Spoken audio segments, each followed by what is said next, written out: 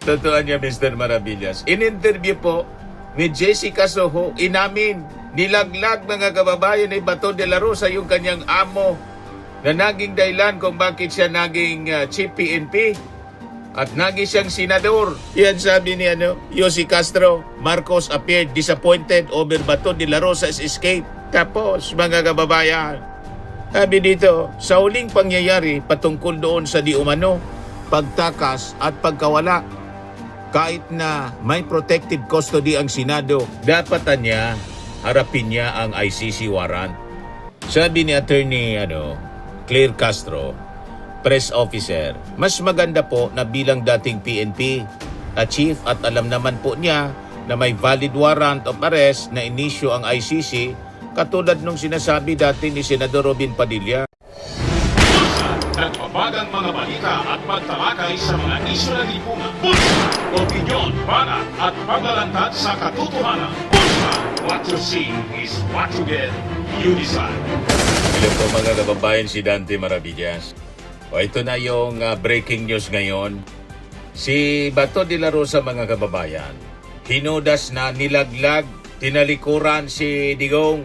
Totoo niya, Mr. Maravillas. In-interview po ni Jessica Soho, inamin, nilaglag mga kababayan ni Bato de la Rosa yung kanyang amo na naging dahilan kung bakit siya naging chief PNP at naging siyang senador. O di ba, mga kababayan? At hindi lang si Digong ang kanyang nilaglag, pati si Alan Peter Cayetano nilaglag. Hindi na nag-attend sa session ngayon.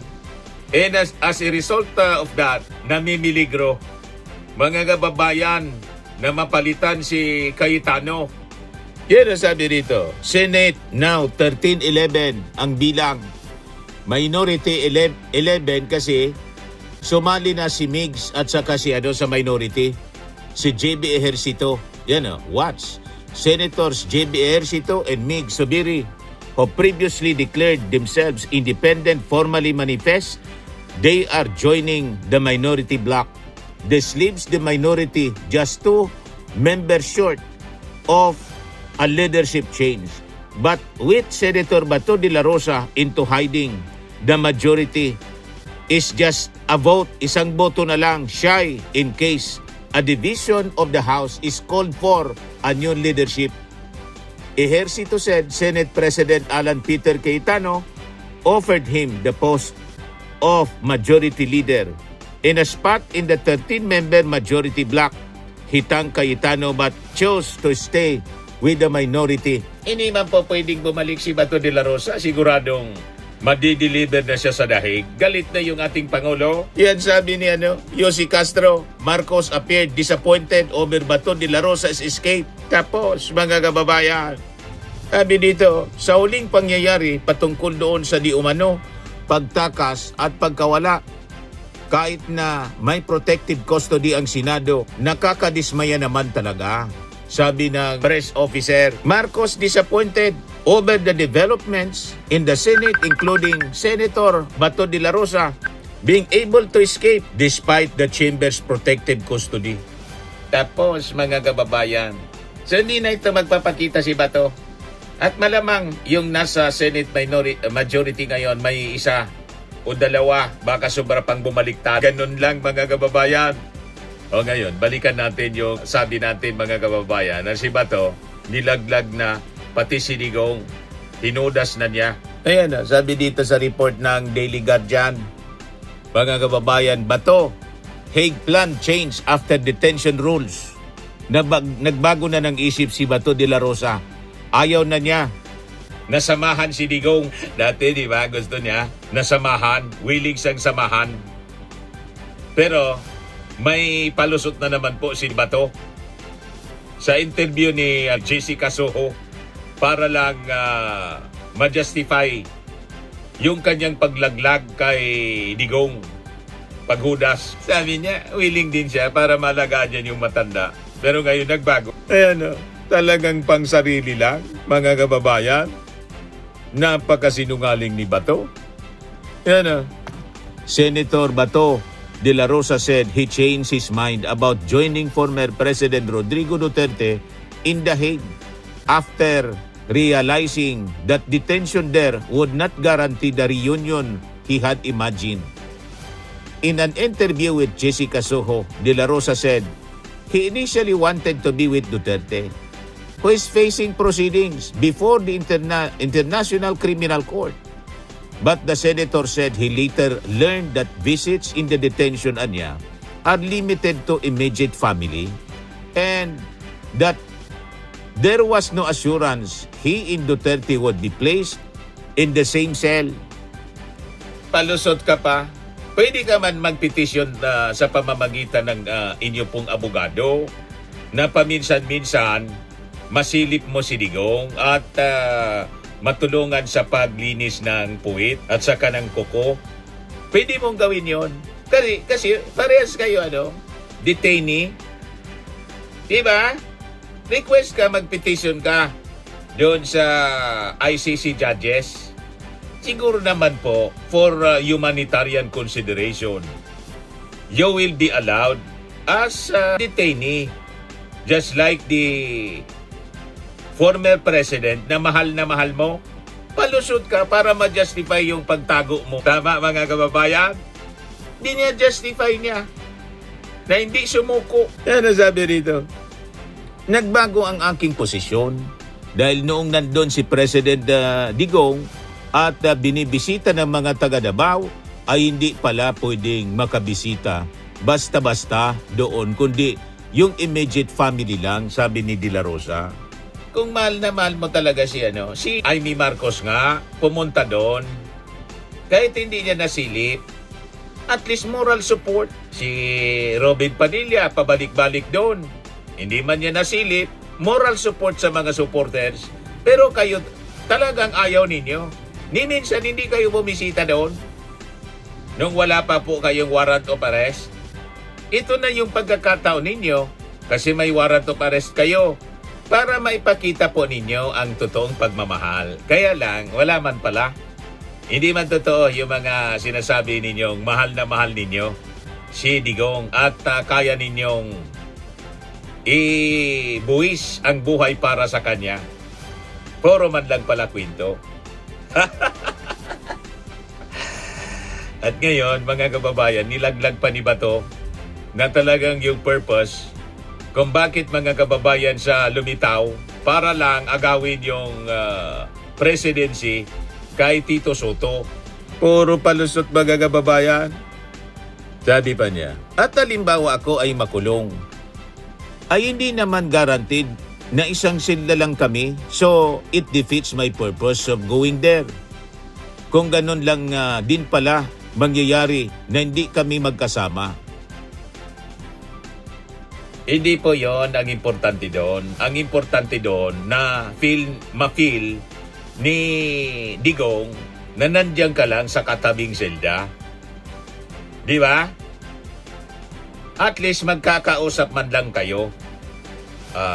Kahit siguro paminsan, pagbibigyan naman siguro.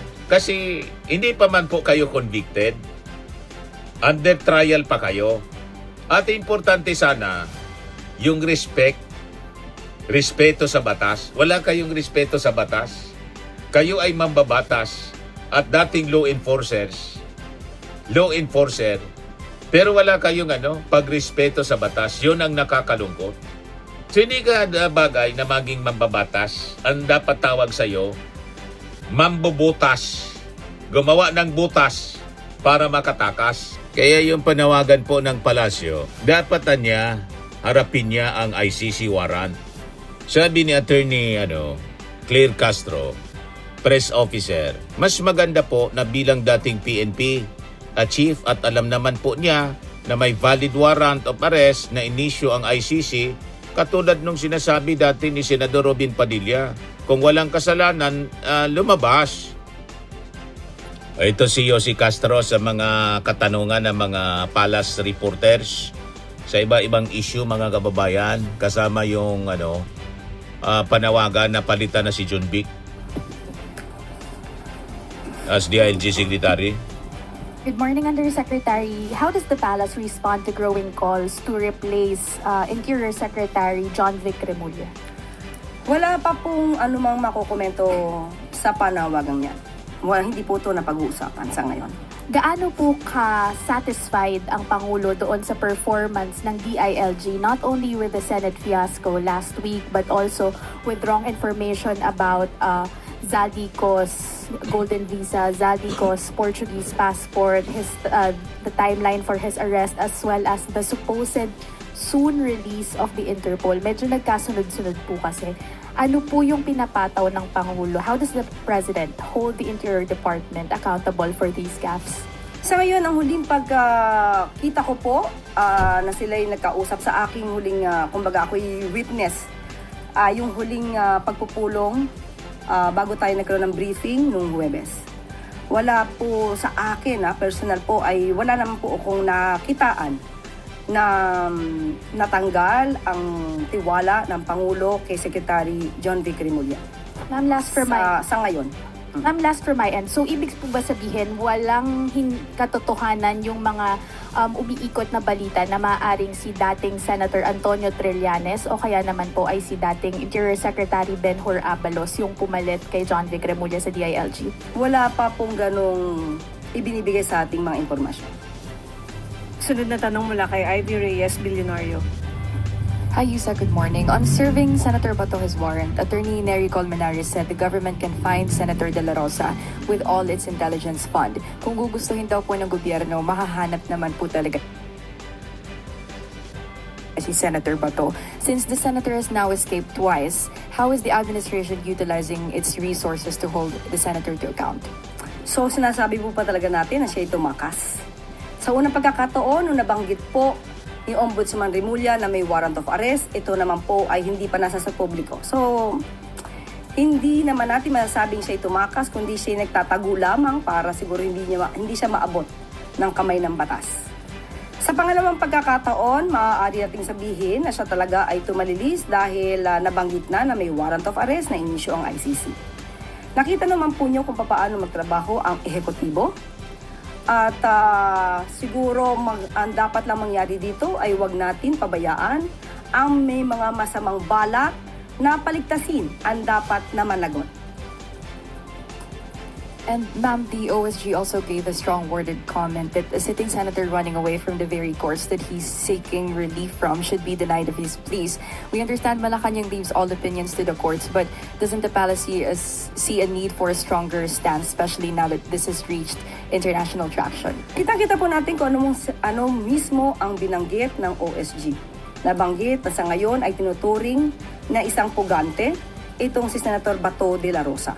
So, napakalaking mensahe po ito nang ibig sabihin tayo pong lahat ay dapat naging mapanuri kung ano dapat ang ipatupad na batas at kung sino ba dapat din ang makita natin na nagtotolerate sa paggawa ng hindi maganda, paggawa ng labag sa batas. Question mula kay Maricel Hilili, TV5. Yusek, good morning. So how does the palace, those personalities like Senator Robin Padilla, who allegedly helped Senator Bato to leave the Senate premise? Magkakaroon naman po ng pag-iimbestiga at nakita po rin natin ang mga namutawi na siya pa ay isang ordinaryong citizen. Na kapag sinabi niya na kapag kami nagsisilbing warrant of arrest ay dapat na sumuko. Pero bakit hindi natin nadidinig mismo kay Senator Robin Padilla ang ganong mga salita patungkol sa kanyang kaalyado na si Senator Bato de la Rosa?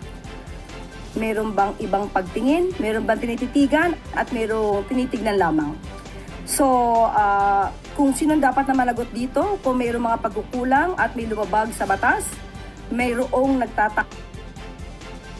nagpapatakas, dapat lang din po tayong mga Pilipino ay maging mapanuri sa mga nagiging aksyon ng ating mga public servants.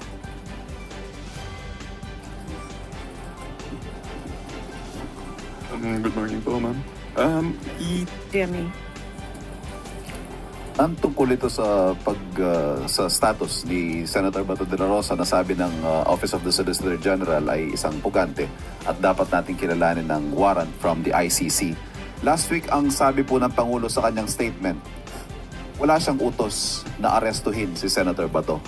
Ganun pa rin po ba ang utos niya despite the position of the OSG that Senator Bato is a fugitive? Kung ano po ang dapat na gawin, nagsalita na po ang DOJ. Nasa ngayon dahil meron po tayong hinihintay na desisyon mula sa Supreme Court at iginagalang po ng Pangulo at ng Administrasyon ang nakabingbing kaso sa Supreme Court. Ngunit hindi kailangang tumakas palabas ng bansa si Senator Bato de la Rosa. Kapag siya ay nagtangka, ayon na rin sa DOJ, siya ay huhulihin. So kung yun po ang posisyon ng Pangulo last week, pwede po ito magbago depende sa magiging development sa pending na petisyon sa Supreme Court. Opo. Pangalawang tanong ko lang po, as President and as a former member of the Senate, may nabanggit po ba ang Pangulo sa inyo on what he thinks, how he feels about what's happening in the Senate presently? Sa ngayon po, ang alam po natin sa Pangulo ay kailangan lang ipatupad kung ano ang nasa batas. Hindi kailangan na ang bawat isa ay sariling pagyaman ang gawin. Hindi ang iilang interes ang dapat na pagyamanin, kundi dapat tumugon kung ano ang sinasabi ng konstitusyon, patupad kung ano ang sinasabi ng batas. Did you hear him express, galit ho ba siya? Dismayado siya? Nalulungkot siya sa nangyayari sa Senado ngayon? Sa huling pangyayari, patungkol dun sa di umano na pagtakas at pagkawala kahit na may protective custody ang Senado, nakakadismaya naman talaga.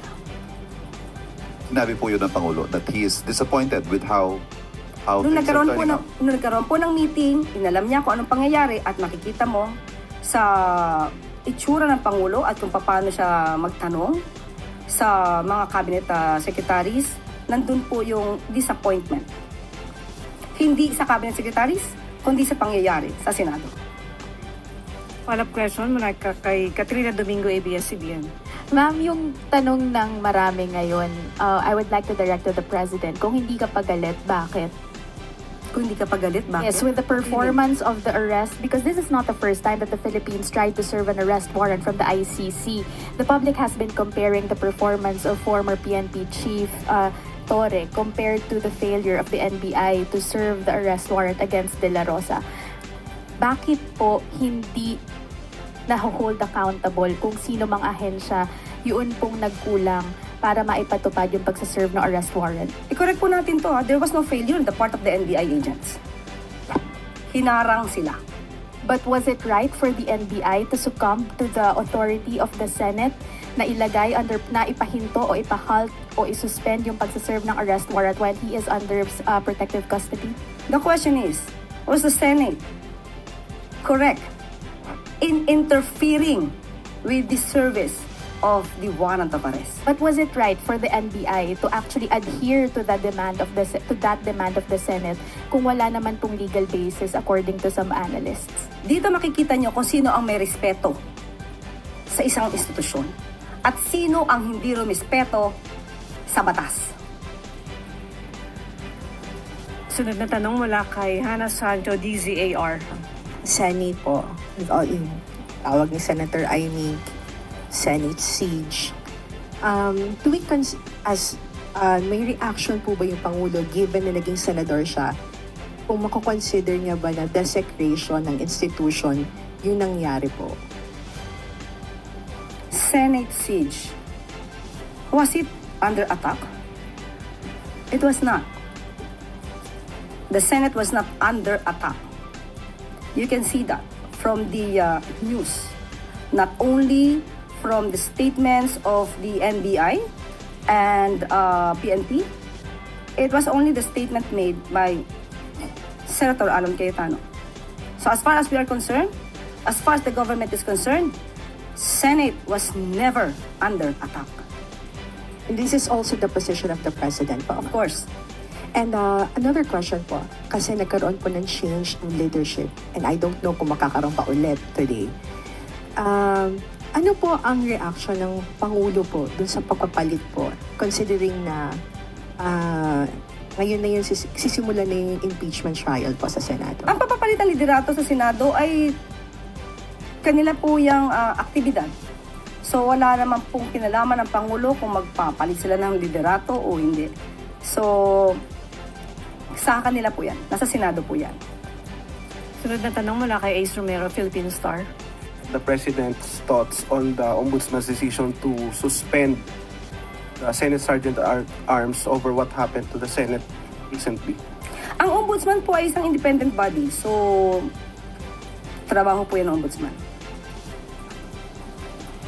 But sang-ayon ba kayo or ano ang thoughts niyo about this given that you've been saying dapat accountable yung dapat managot?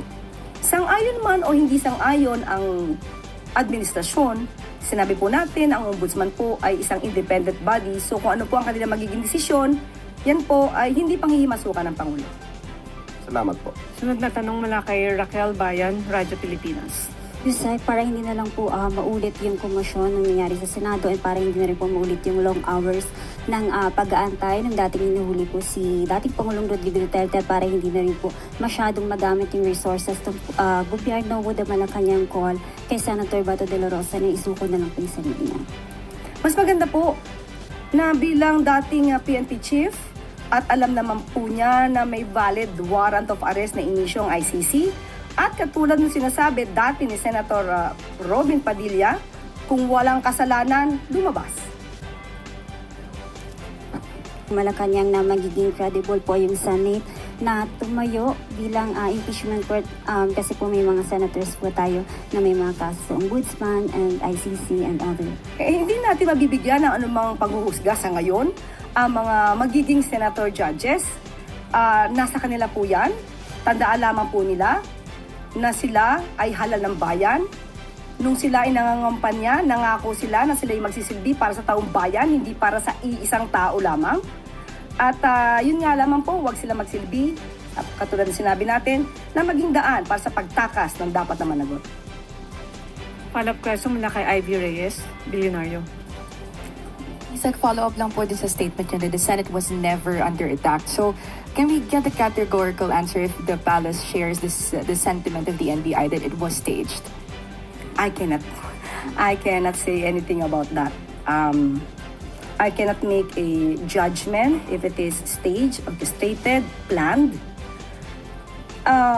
But you can assess that from the reports also made by some journalists, some reporters. So kayo na po mag-assess.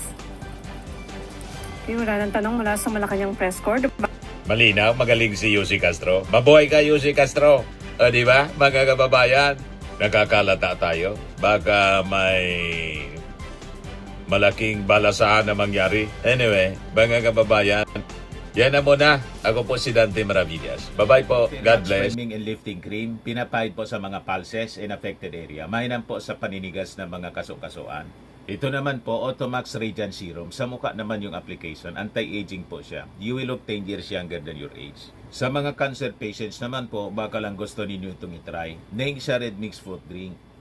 Hindi mo po siya gamot, food supplement siya. Kaya lang, gawa siya mga kababayan sa goji berry. Yung goji berry, may anti-cancer properties. O ngayon, yung mga inquiries ninyo, dumiritso na lang kayo sa aming messenger sa Facebook para masagot namin agad. Ayos pa? Ayos na ayos niya, Mr. Maravilla. Sa mga naghanap po ng malinis and spacious fitness gym, pumunta lang po kayo sa aming Colossal Fitness Gym. May Grab car rental din po kami. But anyway, ito po pala yung aming bagong product na binibenta online. I am worldwide amazing pure organic barley powdered drink mix from Australia. Negosyo to ng aking anak na architect entrepreneur Riz Maravillas. Ayan po. Kontakin na lang po ninyo siya, Riz Maravillas on Facebook. Ang mga health benefits niya, boost immunity, improves digestion, enhance energy levels, packed with antioxidants, prevent cancer. Ito naman po yung bago naming product na binibenta online. Eye Glow Serum, whitening po siya. Tingnan ninyo yung epekto sa aking anak na architect before and now. Yung mga inquiries po ninyo, dumiretso na lang kayo sa kanyang Facebook account, Riz Maravillas.